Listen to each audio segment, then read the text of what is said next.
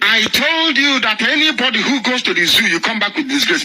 Do you know the man called Chibika Mechi? He nicknamed himself Rotimi because he wanted the Yorubas to accept him. So if Yorubas accept him, then Hausa can accept him. This idiot is not a student of history. He's a young man. I give that to him. He has run River State for about 8 years. And he has stolen a bit of money. He wants to become relevant on the national stage. So he thinks that being an Igbo man, of course, they claim they're not Igbo, which is very foolish and stupid of them. That's the debate for another day. He was running to Hausa Fulani to serve them. He used all the money belonging to River State to fund Hausa Fulani electioneering campaign. In spite of the fact that Hausa Fulani people own 98% of all the oil blocks in Biafra land. I want you to understand the logic and the stupidity of our people. He has served them. Do you know that Buhari was traveling to Germany, his first decent official trip? In spite of, or should I say, despite everything that Amechi did for him, they dropped Amechi, he did not go with them. He has never ever attended any state security meeting. But this was a man that spent the money belonging to River State serving our Hausa man. When Buhari was coming to Iguacha, you call Port Harcourt. Those of you who don't know, the children of yesterday, you know you call it Port Harcourt after a white man. I'm here in England right now broadcasting. I have never come across any village in name called Borokri or named Okeke or Kafo. We are the only people answering white man's name. That shows how stupid we are. Anyway, of course, we are black. A debate for another day also. Do you know that today Amechi has been abandoned? They have told him, do you see Amechi standing behind Buhari as a bodyguard? Do you see how you disgrace? I told this man, this Chibika Amechi, I warned him that this will happen to you. That is why we saw one now go on air. Anything we tell you comes to pass. When you hear something on radio Biafra, you don't need to go and say, oh, is it correct? Are you sure that's me? Anything we speak is correct. Is your kuchineke.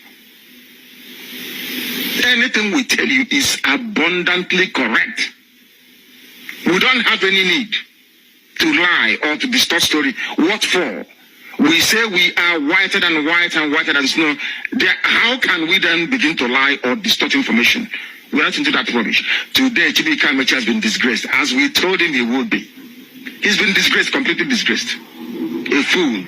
Relegated to irrelevance. Imagine an Hausa man relegating an Igbo man to irrelevance. Say Biafran for that matter. Not just Igbo speaking, but Biafran. Your name is Chibike Amechi. You say you're not Igbo.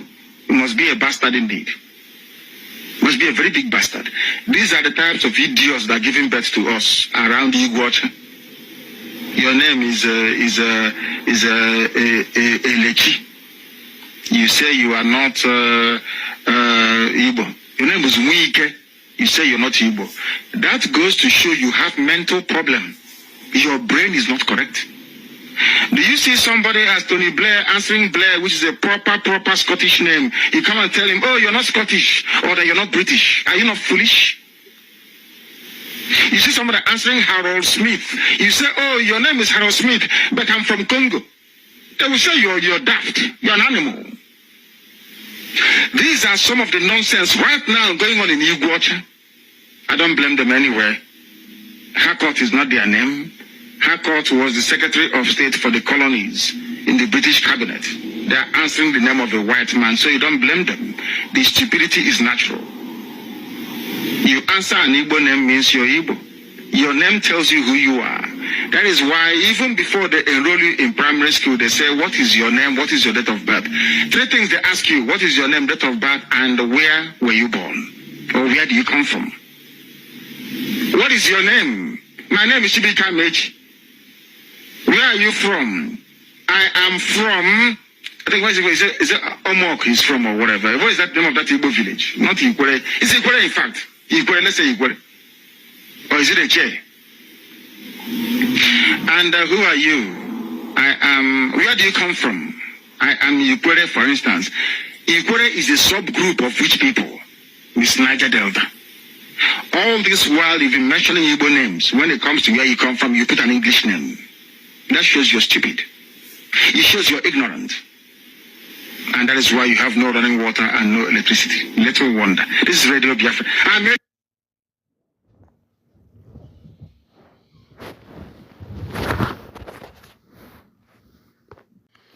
All right, wonderful people, welcome back to this wonderful channel where we'll bring you back-to-back update and information as to the hot. In case it's your first time of joining us on this wonderful channel, kindly go ahead and subscribe, like, comment, share, and also remember to on your notification button so that whenever our news drop, you will be the first we'll collect them. Let's go down to the news proper as to the hot.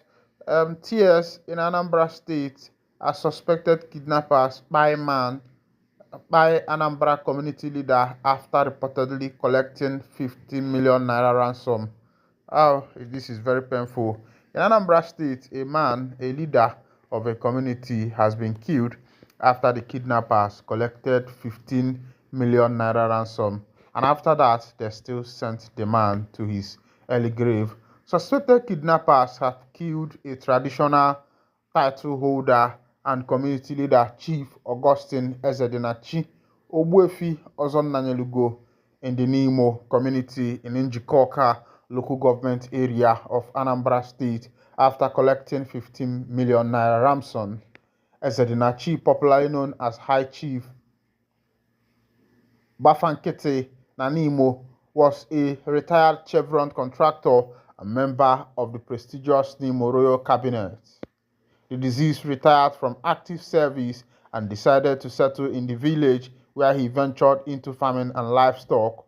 Ezedinachi was abducted from his farm behind St. Michael Secondary School, Nimo, by Max gunmen on June 19, 2025. According to the eyewitness account, the kidnappers stormed the farm and whisked the victim away to an unknown destination at gunpoint. The abducted later contacted the family using the victim's phone to demand an undisclosed ransom. Despite the reported payment of a 15 million ransom, the abductors killed him and dumped his body on the same farmland. His lifeless body with deep machete cut to the head was being recovered from the scene. All right, this is coming from Anambra State. My question to the Anambra State government is what is actually happening in Anambra State? What is actually happening in Anambra State? This man, Chief Ezedinachi, also Bafankete, a man from Nimo, was abducted from his farm. And not only that, the abductors collected ransom, they also killed the man. You have already collected ransom. Why not let the man go? Why not release the man? Why not set the man free? All right. In Abia State, Abia man steals solar streets to sell for 5,000 naira. In Abia State, a man has stolen street lights. This happened in Otampa Autonomous Community located in Isukwato local government area of Abia State. They have apprehended a male suspect accused of vandalizing and stealing a solar-powered street light from a neighborhood village. Why should people be partaking in this kind of indecent act? A solar light that is giving light to everybody in the community, and you will be the one to take all these things away. You will be the one to pack them and sell them for your own personal benefit, and not that you are selling this thing in good amount of money. Solar panels are being sold now in hundreds of thousands, and you see somebody vandalize this thing and sell them for as low as 5,000 naira. You can imagine what the kind of community that we have created for ourselves.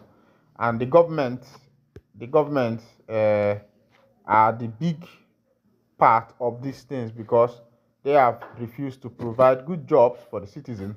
And another information, IPOB rejects FC's ranching proposal, says it's land grabbing. Let's go down to that information. The indigenous people of Biafra has condemned the announcement by President Bola Tinubu proposing the establishment of cattle ranches in Abuja, the ancestral homeland of the Gbaji people and other states across the country. The pro-Biafra group said the move is nothing but Ruga, repackaged, and a sinister land-grabbing strategy cloaked in government policy. In a press statement released on Tuesday, IPOB spokesman Emma Powerful said it is a shame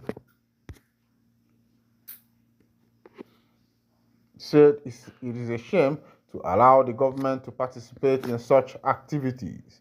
In a press release statement released on Tuesday, IPOB spokesman Emma Powerful said it's a shame that in the 21st century the federal government is prioritizing cow colonies over education, security, and innovation. Powerful said what began as the need for grazing centuries ago led to the total subjugation of proud territories, adding the rise of alien emirates and the transformation of indigenous owners of the land into strangers in their ancestral homes. Abuja is about to witness same fate if this madness is not stopped. The statement read in part, President Tinubu unaware that no sensible country in the world keeps cattle around its capital city. Let him point to any major city from Nairobi to New Delhi, Sao Paulo to soil where cattle are granted permanent settlement around central governance zones. This absurdity is unequally Nigerian and disgracefully so. While saying that the land around Abuja belongs to the Beji people, Powerful said to dispose them by executive fiat is an unforgivable act of aggression and cultural genocide. He added, today the Beji are being pushed to the margins. Tomorrow there will be an emir of Abuja, and in 60 years, just like what befell the Hausas, the Beji will be footnotes in history, reduced to relics of their own heritage. Let it be known that IPOB shall resist any attempt, direct or indirect, to impose this toxic expansionist agenda anywhere in Biafra land. No inch of our territory will be given for header settlement, cattle corridor, or so-called ranching. Our forests, our village, our farmland are sacred to us, not bargaining chips in a federal contract of death. Let them be transported by rail just as is done in civilized societies. That's how a serious nation handles its livestock economy, not by slaughtering indigenous people and seizing their homes under the guise of ranching. According to him, no progressive nation erects ranches next to homes, schools, and marketplaces. The fact that this administration cannot comprehend this basic logic is a reflection of its failure, not ours. IPOB stands with the Beji people and every other indigenous nationality facing existential threat from Fulani neo-colonial conquest, dressed up as national policy. Our diversity must be respected, our culture preserved, and our ancestral lands protected. Let the killing in the name of cow stop. Let the bloodletting cease. Let Nigeria choose reason over rain. The statement added. All right, this is coming from Mazi Emma Powerful, the spokesperson of the indigenous people of Biafra. Nnamdi Mazi Emma Powerful, you made sense in this one. You really made sense in this one because in developed countries, these things are handled in a different way. It is not handled just like our government is trying to handle it, forcing people to give you a cattle ranch in their community, of which the people themselves had already had plans of what they want to do with their community land. If government want to do some of these things, you pay the people, you lease the land, you train your cattle the way other people do it. They do it in rails. They have a particular place set out for these things, and you don't dispose people of their land by force. You pay them for occupying their land. That way, they will be happy. That way, also you yourself will be happy, and they will know that you and them are under agreement. In order for all these things to work out, it's not by disposing people and replacing them with Fulani headers. Look at what is happening in Benue State. Look at what is happening in Makurdi. Look at what is happening in Plateau, Jos. All these things as a result of let's give them cattle ranch, and tomorrow you see these people taking over. And these Fulanis, they don't pay rent. Every day you see them being brought into a new community with trailer loads. They come in with their women, their children, They are not paying rent. They are not doing anything. They are not even, contributing to the development of any community. They are just there. All right, this is where I'll be winding down the curtain. And if this is your first time of joining us, kindly go ahead and subscribe, like, and comment and share. Thank you for listening. God bless you.